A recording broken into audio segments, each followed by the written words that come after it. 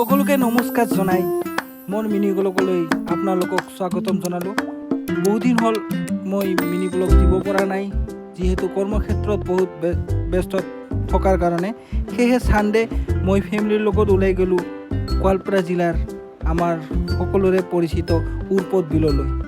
সদায় ব্যস্ততাৰ মাজত আজি মা দেউতা আৰু পেহীহঁতৰ লগত ফুৰিবলৈ গ'লোঁ উৰপদ বিলত। যদি আপোনালোকেও যোৱা নাই, আপোনালোকৰ ফেমিলিলৈ ইয়াত ধুনীয়াকৈ আহিব পাৰে আৰু এটা ভাল পৰিৱেশৰ মাজত নিজৰ ফেমিলিৰ মাজত কিছু সময় অতিবাহিত কৰিব পাৰে। সঁচাকৈ উৰপদ বিলৰ দৃশ্য চাই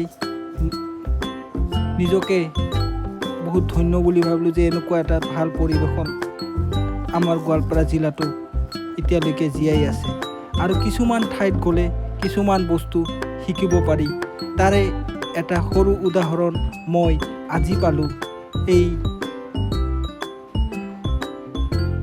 এই নৃত্যটো চাই। সঁচাকৈ বহুত ধুনীয়া নৃত্য কৰিছে। মানুহৰ চিন্তাটো ভাল আছে যে জীয়াই থকাৰ কাৰণে কেতিয়াবা সৎপথৰ মাজেৰে টকা উপাৰ্জন কৰিব পাৰি। তাৰে উদাহৰণ এই ল'ৰাজন।